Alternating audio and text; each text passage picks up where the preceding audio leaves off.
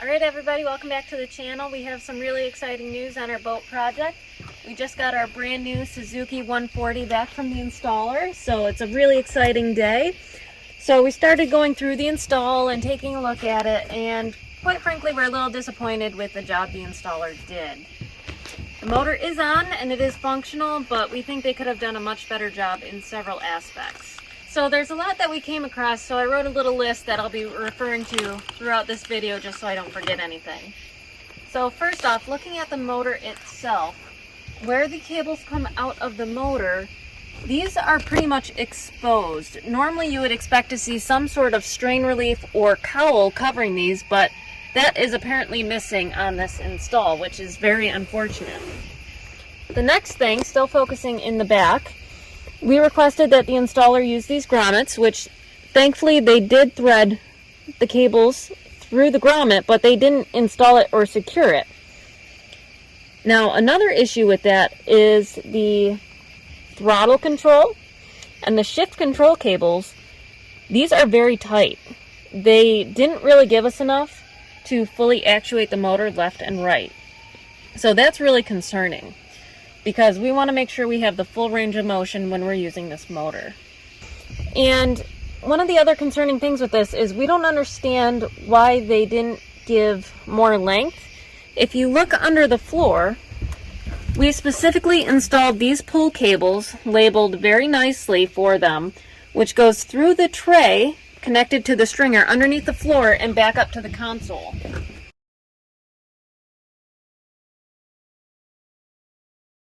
However, they decided to just jam these under the floor randomly. So they are likely shoved into the flotation, maybe doing some kind of weeble wobble over under the flotation. So we really have no idea what they did to our flotation. They're not in the tray, they're extremely tight, and they're not long enough. So that is really frustrating for us, especially when we requested extra length in the other cables for the gauges, and we told the installer that, hey, at some point we might be moving the console further forward, so we need to make sure we have that extra length. So the next issue we had with the installer is we had pre-installed this water separator from our fuel line. So the installer said that it was leaking. Okay, so they took it off, but they couldn't figure out how to get it back on. So this is a brand new water separating fuel filter with a clear bottom, so we can easily see how much water might be in our fuel and adjust accordingly. Now the neat feature about this is it does have a little drain, but that's just an added bonus. So the installer was able to get this off, but they couldn't figure out how to get it back on. So what they did, and this is a brand new fitting that we bought. So it's not been used, so there's no reason for it to be leaking. So they removed this, they were able to get it off, but for whatever reason they weren't able to get it back on. And so they gave us this water separating fuel filter that was a little bit shorter and charged us for it. So first of all, they were able to get it off. Second of all, the bottom comes right off. So we're a little concerned about how they were, one, able to get it off and not back on, and two, they didn't just take off the bottom and reinstall it. Alright, so one improvement that we're going to make that really has nothing to do with the installer is we initially installed our fuel system coming out of this port side. If you look at the motor itself, everything's coming out of the starboard side, and that's on us for not understanding that. We did reach out to the installer to ask for a little bit more clarity, but they're busy working on motors, and this is kind of a silly question for them to answer. So in order to make this look nice and neat and have enough room for a kicker motor in the future, we're going to move the fuel line, the transducer, and the battery cables to the starboard side. So that'll give us plenty of access to the kicker motor, and it'll make everything look neat and clean with the cables only going to one side. So that's something that we're going to improve on just for our own OCD of cable management. So the next thing on our laundry list is the batteries. So if you've watched any of our previous videos about assembling the boat, you'll see a video where we are going through our battery setup.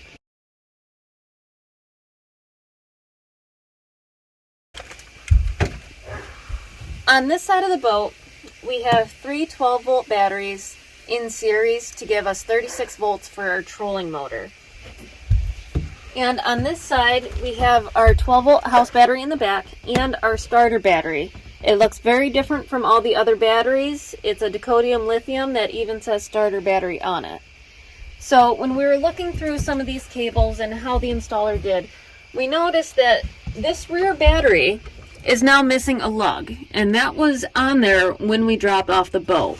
So we have a feeling that someone that didn't really understand what they were doing tried to connect the motor up to one of these batteries instead of the starter battery, and when they realized their mistake and connected to the proper battery, they lost the lug and just didn't really care to correct the issue that they caused. And so that gets me to my next point. They charged just 13 hours of labor to install the motor.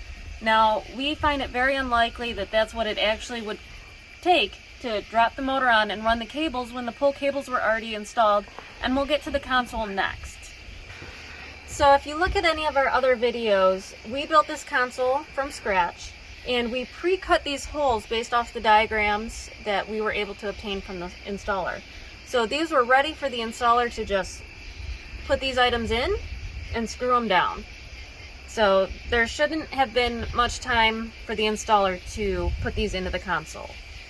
The next thing that we noticed is the multi-gauge, which had a significant upcharge from their initial quote, was zeroed out when we got it back. So we have no idea how many hours or how much time they actually took validating the motor function and testing the prop for us. So that was a little concerning that we don't have a good understanding of how far they drove it. And so they could have been driving this all day on Sunday while we were waiting for a boat to come back, and we'd have no idea. So it's a little concerning right off the bat that they completely zeroed it. So the next thing in regards to the console is this binnacle sticks in very far into the console.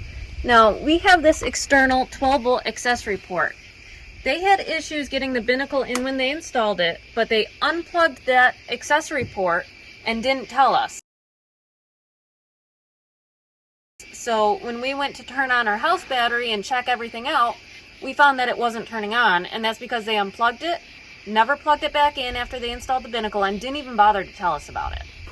The next thing I wanted to talk about is our driver's seat. This is a very expensive seat. It's over $850, not including shipping. And we noticed that this cushion was very loose, and whoever was driving and testing the motor and installing everything actually ripped out where these snaps are. So you can see now that the snap is mislocated and this is loose. Not to mention how filthy they got it. So that's really disappointing for this very expensive seat. And if they were paying any sort of attention, all they had to do was loosen these bolts and move the cooler completely out of the way. I guess it's shame on us that we didn't just leave the cooler out and tell them they had to stand to test drive the boat. Shame on us, shame on them. One other thing to note, when we were going through the quoting process of this new motor, we had specifically inquired about a stainless prop. Now, they gave us an aluminum prop, which is okay considering the upcharge that they are putting on all of their items, the prop, the binnacle, the multi-gauge, and things like that.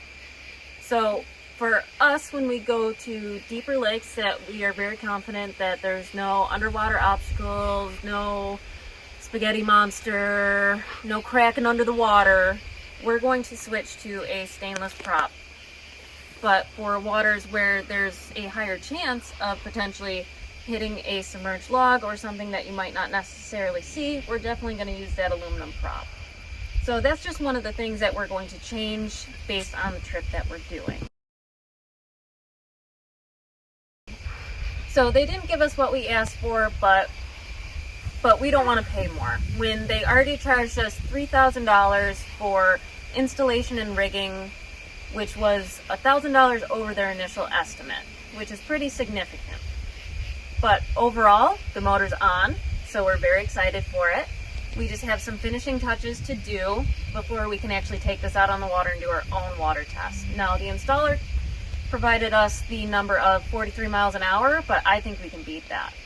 So just in general, from the installer, they didn't really give us any sort of instructions, they didn't give us any tips, go over the motor, go over the maintenance manual. And they didn't really tell us the break-in.